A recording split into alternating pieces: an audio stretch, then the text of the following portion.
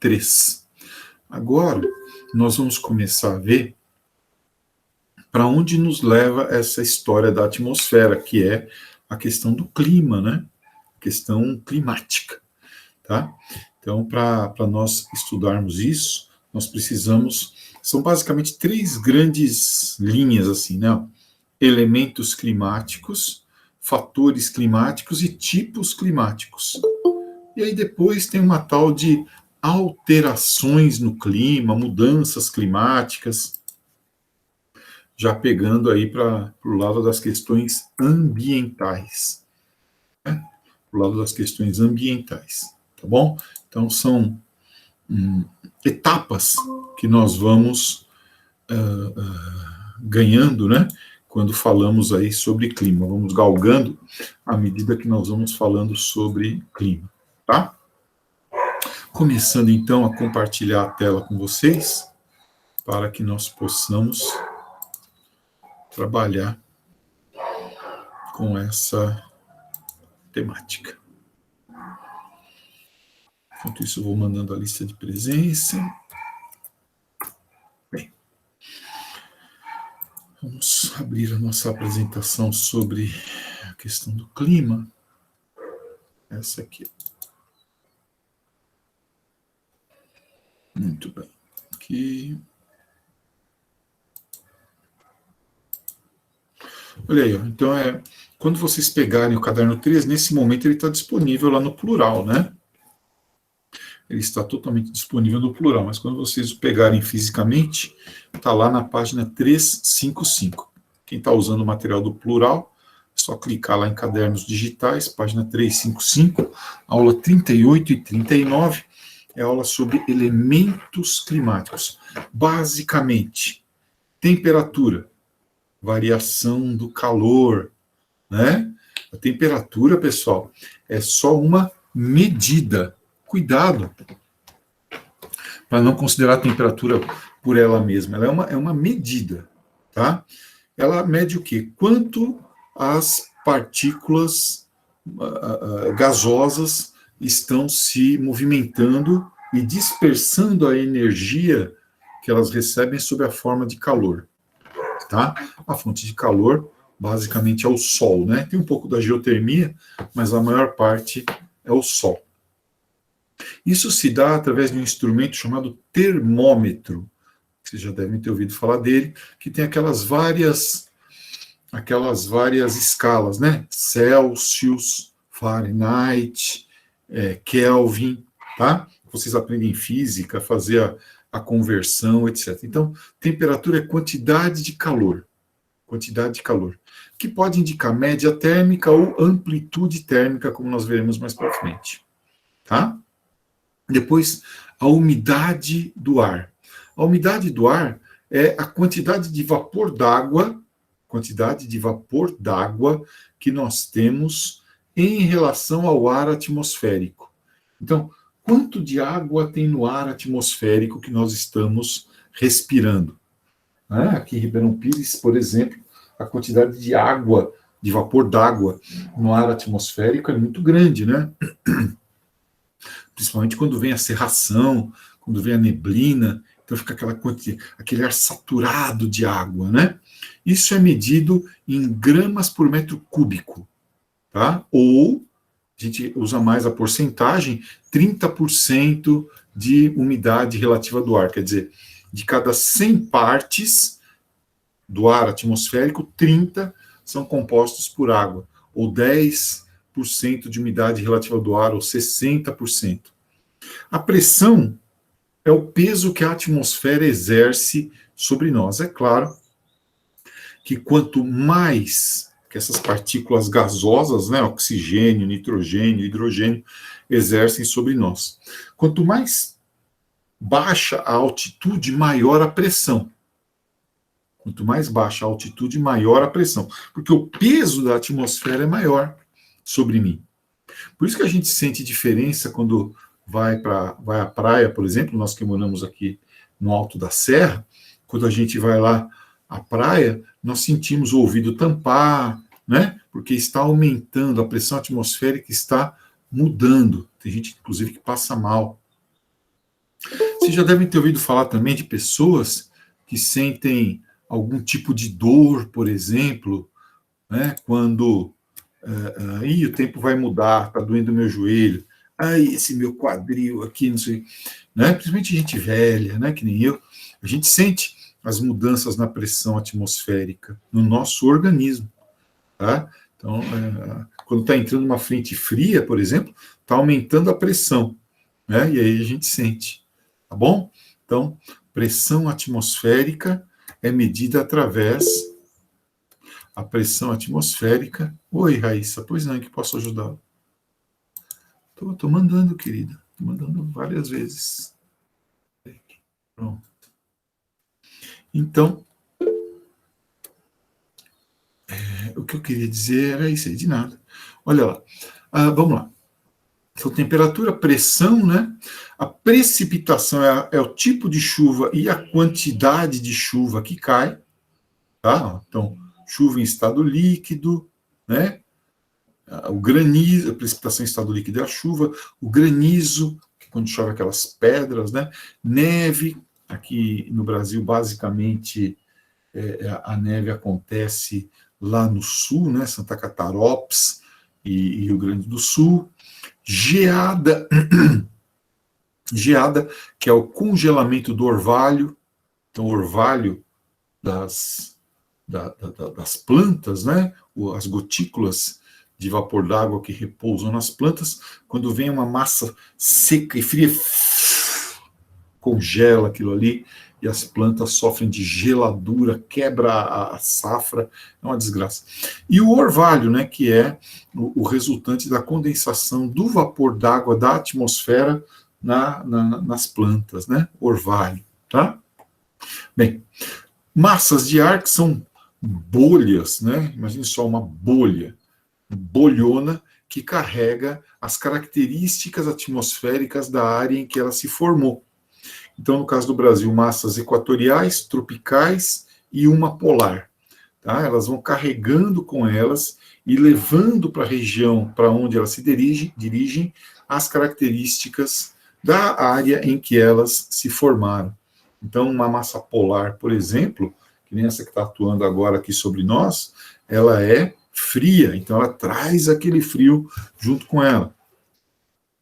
Ela nasce seca lá na Antártida, ela se forma seca na Antártida, e depois ela vai puxando umidade, porque a América do Sul é um cone, né, o cone sul, ela vai puxando umidade do mar e já chega um pouco mais úmida aqui para a gente. Nessa época aqui do inverno, ela chega a produzir uma redução enorme na temperatura até da Amazônia, né, o fenômeno da friagem, tá? Depois nós vamos ver aí o comportamento dessas massas de ar. Prosseguindo, então, esses são os elementos climáticos, né? Vamos lembrar que nós estamos a 150 milhões de quilômetros do Sol. Então, o Sol é a grande fonte de tudo que a gente vê, tem de vida na Terra. Tá? O Sol, sem o Sol não há vida. Sem o Sol não há vida. Isso é tão evidente que no yoga, por exemplo, aliás, ontem foi Dia Internacional do Yoga, Namastê, no yoga nós temos uma saudação ao sol, Surya Namaskara, né? Que é para ser feita logo pela manhã, são 12 movimentos, tá? É a roda do sol. E o sol é, então, a fonte de toda a vida, né? Só que nós só recebemos, pela nossa distância, 150 milhões de quilômetros, nós só recebemos uma parte desses raios, né, do Sol. Uma parte, mesmo assim, uma parte bastante forte. Vem vários tipos de ondas, ó, raio gama, raio ultravioleta, infravermelho, né? A nossa atmosfera, a atmosfera que a gente estudou na aula anterior, é tão importante que ela funciona como um espelho. Ou, no caso do ozônio, lembra? Como um filtro para boa parte desses raios, que são devolvidos para o espaço. Graças a Deus. Porque alguns deles são até muito perigosos para nós, né? Perigosos, tá? Bom, a parte, então, o Sol emite as suas ondas, né? Emite os seus raios, é onda e é raio ao mesmo tempo, tá? Atravessando a atmosfera como ondas longas e provocando aquecimento. Uma parte bate e volta, outra parte volta para o espaço, outra parte fica aqui, é absorvida, né? E vai gerando vida, mas também vai gerando, quando o edredom está muito grosso lá, né, na atmosfera, feito de a capa de gás carbônico está muito forte, muito grossa, ele acaba sendo devolvido aqui para nós, né, provocando aí o aquecimento global, tá? Evidentemente, vocês já sabem disso. Existe um fator chamado albedo, que é o seguinte: quando você sai no calor com uma camiseta preta, essa camiseta absorve aquele calor e você passa mal. No entanto, nesse mesmo calor, se você sai com a camiseta branca, que reflete a luz solar, você se sente menos mal. Numa área mais fria, portanto, convém, com sol, que você ande com uma roupa mais escura, né? Para poder absorver mais calor, tá? Então, esse é o albedo, é a capacidade de refletir ou absorver luz solar. Olha no alto da montanha, ó, um albedo altíssimo, ó, 80 a 95% de reflexão. Então, praticamente não fica nada de calor aqui. No asfalto, de 5 a 10% apenas. Ó, então, de reflexão. Fica muito calor aqui. Fica tanto calor no asfalto que você até vê as ondas assim se movendo, né? A atmosfera se movendo, as moléculas se movendo, provocando aquela ondulação no ar atmosférico, né? Então, nós temos aí essa diferença, né, de absorção da luz, né? Terras de cultivo 10 a 25, né? Gramados de 25 a 30, né? E assim vamos indo, né?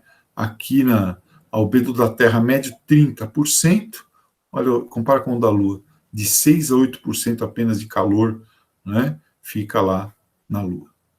Bem, assim nas superfícies claras, tá?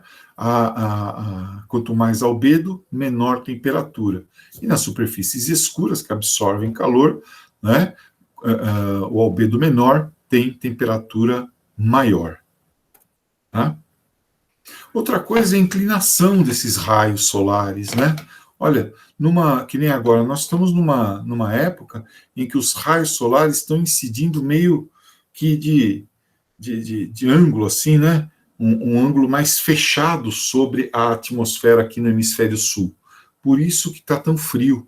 Ontem, o inverno começou, o dia mais curto no hemisfério sul foi ontem, né? À medida que o ano vai passando, depois nós vamos ter lá na região equatorial, né?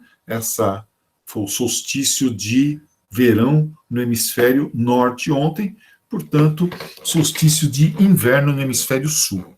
Depois nós temos os equinócios, temos o equinócio da primavera, e lá no verão, lá em dezembro, nós temos o solstício de verão do Trópico de Capricórnio, tá?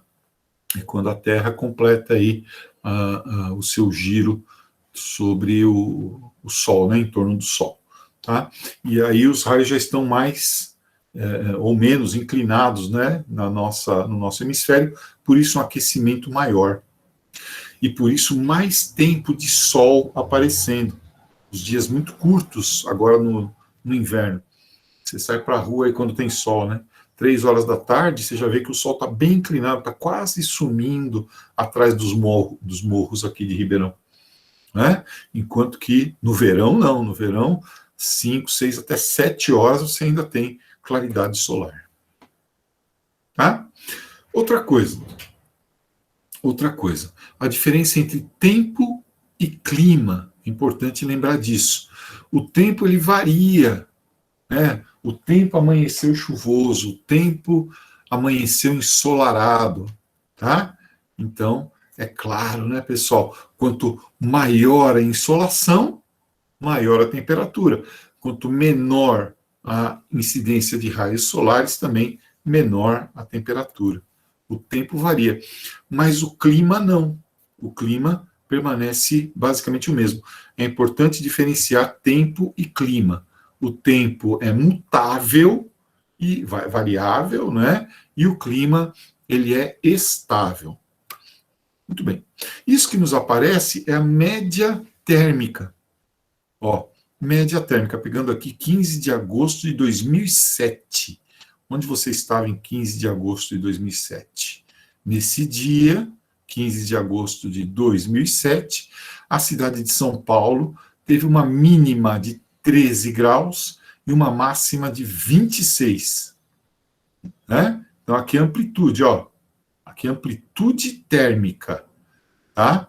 E a média é o que ele apareceu aqui. Então, ao longo do dia, de todas as medições, a média da mínima foi 13 e a média da máxima foi 26. E a diferença, a amplitude, foi 13 graus. Foi um dia ensolarado, porém, com uma grande variação. Você saiu de casa sentindo frio e, durante o dia, você foi sentindo calor e voltou com todas as roupas enfiadas na mochila. Né? Você pode fazer essa média diariamente, mensalmente, anualmente, entre inverno e verão, enfim. Tá? São médias. Como que é uma média? Uma média é o resultante de uma soma dividido pelo número de fatores, né? Basicamente isso. Tá? A amplitude é a diferença entre a maior e a menor temperatura registrada naquele período. Tá bom? Depois a pressão, vamos só lembrar, a pressão medida pelo barômetro. Olha o nome do instrumento aqui, ó, barômetro. Tá? Vamos sempre lembrar o seguinte, ó, pessoal. Sempre lembrar o seguinte. O ar atmosférico ele vai sempre da zona de alta pressão para de baixa pressão. E depois da de baixa pressão para de alta pressão.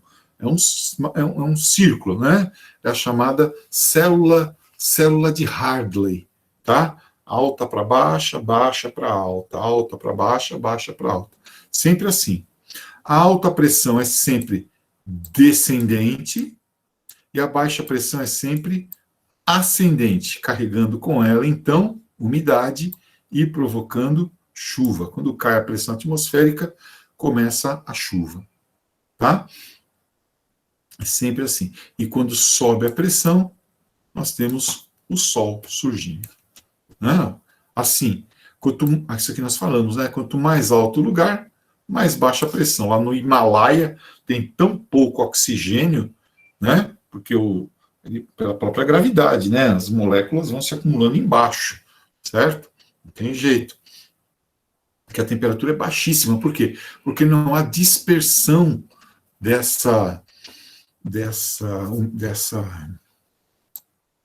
não há dispersão dessa energia. Então, vai que é uma montanha, tá? Parece um cocô, mas é uma montanha. O raio solar entra aqui, ó, ele passa meio que direto entre essas moléculas. Agora, aqui embaixo, na base do cocô, que era para ser uma montanha, esses raios solares, quando eles chegam aqui embaixo, eles vão dispersar toda essa energia entre essas moléculas, produzindo mais calor. Assim, quanto menor a altitude, maior a pressão e maior a temperatura. Quanto menor a altitude, menor pressão e menor temperatura. Certo? Olha lá. Porque o ar pesa para baixo. Tá? Então, em Santos, por exemplo, tem mais pressão atmosférica. Por conta disso, maior temperatura. Em São Paulo, a coluna de ar menor, né? Olha, em Santos, ó. Ribeirão Pires e Santos, vai. São 845 metros de altitude que Ribeirão Pires tem em relação a Santos, que está no nível do mar, 0. Então, tem 845 metros a mais de gases empilhados. Por isso, a pressão atmosférica maior vai produzir um calor maior também. Tá? À medida que a altitude aumenta e a pressão diminui, tem a redução da temperatura. Né? À medida que a altitude diminui, a pressão aumenta e aumenta também a temperatura. Né? Assim, essa relação aqui, ó.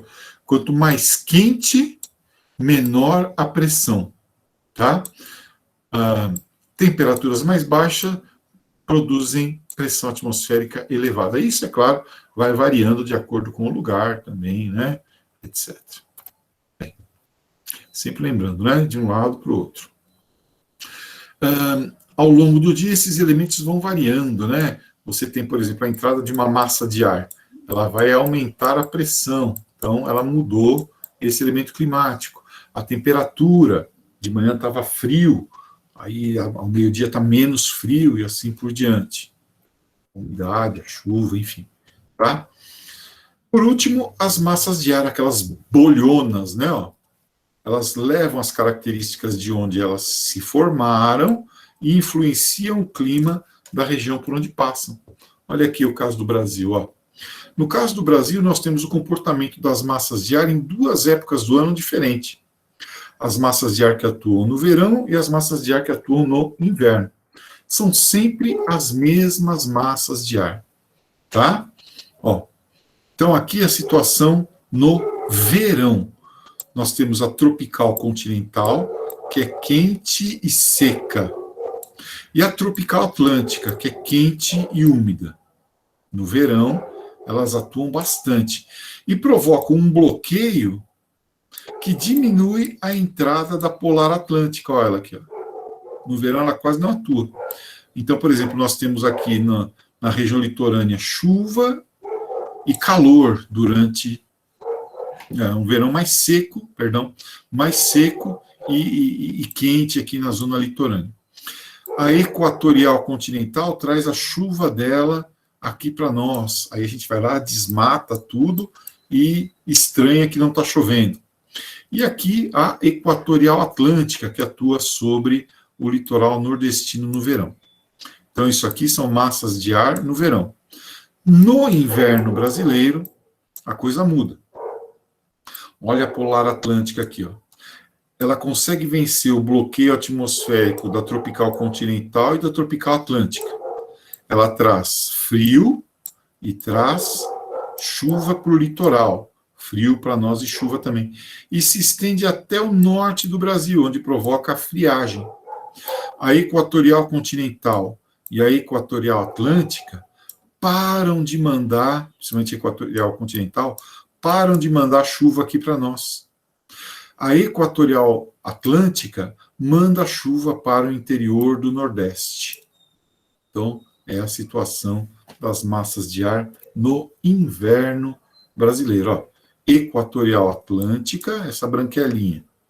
Equatorial quente e úmida. Equatorial continental quente e úmida. Tropical atlântica quente e úmida. Tropical continental quente e seca. Então, temos 4 quentes. Dessas 4 quentes, 3 úmidas. E a última, a polar atlântica, que nasce fria e seca e depois vai, conforme vai passando pela Argentina, pelo Uruguai, etc., vai adquirindo maior energia, mais umidade, né? Mais umidade e acaba trazendo umidade para o território brasileiro. Ela acaba se tornando fria e úmida. É interessante perceber, muito interessante perceber essa dinâmica das massas de ar para entender bastante a nossa dinâmica solar, né? Dinâmica climática, tanto pelo sol quanto pela chuva. Ó, o ar quente, né? Então, bateu o ar quente. Esse ar quente, por conta do sol, né, que eu estava falando, ele é mais leve, não é? Então ele sobe. Entra a frente fria aqui por baixo, né, porque o ar frio, mais úmido, né, acaba ficando aqui por baixo, ele vai condensar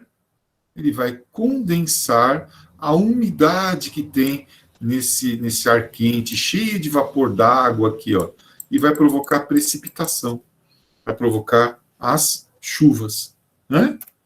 É assim que se formam aí as chuvas. Porque as características da massa de ar, né?